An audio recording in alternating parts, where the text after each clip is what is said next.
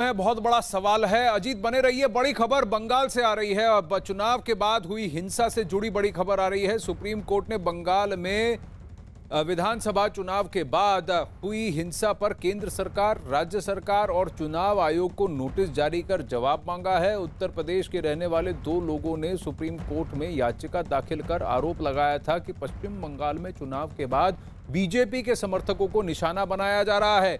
याचिका में हिंसा की जांच की मांग के साथ साथ पीड़ितों को मुआवजा देने की भी मांग की गई है।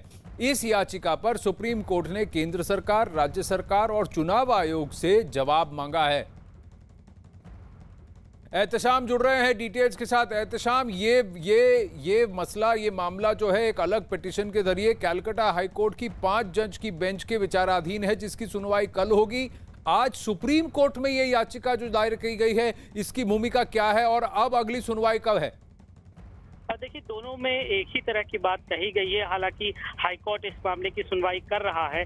अभी चूंकि ये नई याचिका एक सुप्रीम कोर्ट में आई थी, तो जो प्रक्रिया है उसके तहत सुप्रीम कोर्ट को जो दूसरे पक्ष हैं उनसे जवाब मांगना होता है। तो आज सुप्रीम कोर्ट ने नोटिस इशू करके राज्य सरकार, जो कि पश्चिम बंगाल सरकार है, और केंद्र सरकार और चुनाव आयोग, तीनों से जवाब मांगा है कि उनकी क्या राय है इसमें। हो सकता है कि ये मामला वापस हाईकोर्ट भेज दिया जाए, लेकिन फिलहाल सुप्रीम कोर्ट ने नोटिस जारी करके इन तीनों पक्षकारों से जवाब मांगा है, क्योंकि ये मामला काफी संगीन है। और याचिका में जिस तरह से बताया गया है कि बड़े तादाद में लोग वहां से भागकर पलायन कर रहे हैं, जो कि आसाम और आसपास के क्षेत्रों में जाकर बसे हैं, तो सुप्रीम कोर्ट से ये मांग की गई है कि इन लोगों को वापस अपने घर लाया जाए, उनको मुआवजा दिया जाए और जो भी लोग इसके जिम्मेदार हैं उनके खिलाफ कार्रवाई की जाए। एहतशाम, मेरी आतिफ रशीद जी से बात हुई थी, जो कि नेशनल माइनॉरिटीज कमीशन के वाइस चेयरमैन तो हैं ही, लेकिन एनएचआरसी के पैनल के मेंबर भी हैं, और जिनको जो गए थे हाईकोर्ट द्वारा जो गठित पैनल था उसमें वो वहां ग्राउंड पर गए थे, और उनका ये कहना है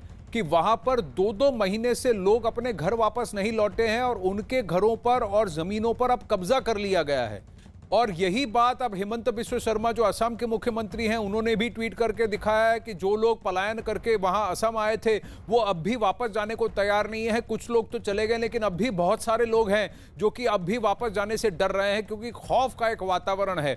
अब क्या ऐसी बात सुप्रीम कोर्ट के सामने रखी गई थी? देखिए, अभी उतना डिटेल इसमें बात नहीं हुई है, क्योंकि आज ये पहला दिन था, आज याचिका दाखिल ही हुई है। तो सुप्रीम कोर्ट ने सिर्फ नोटिस जारी किया है, जो कि हार्डली 30 सेकंड की सुनवाई रही होगी। एक प्रक्रिया है, इसके तहत ये नोटिस इशू हो गया है। हाँ, ये जरूर है कि अगली सुनवाई जब होगी तो इन सारे तथ्यों को सामने लाया जाएगा और कोर्ट ये देखेगा कि क्या इसमें सुप्रीम कोर्ट के इंटेलिजेंस की या दखल की जरूरत है या नहीं, और किसी निष्पक्ष जांच के लिए इस पर बात हो सकती है। एहतशाम, धन्यवाद आपके अपडेट्स के लिए। अखाड़ा में आगे बढ़ते हैं।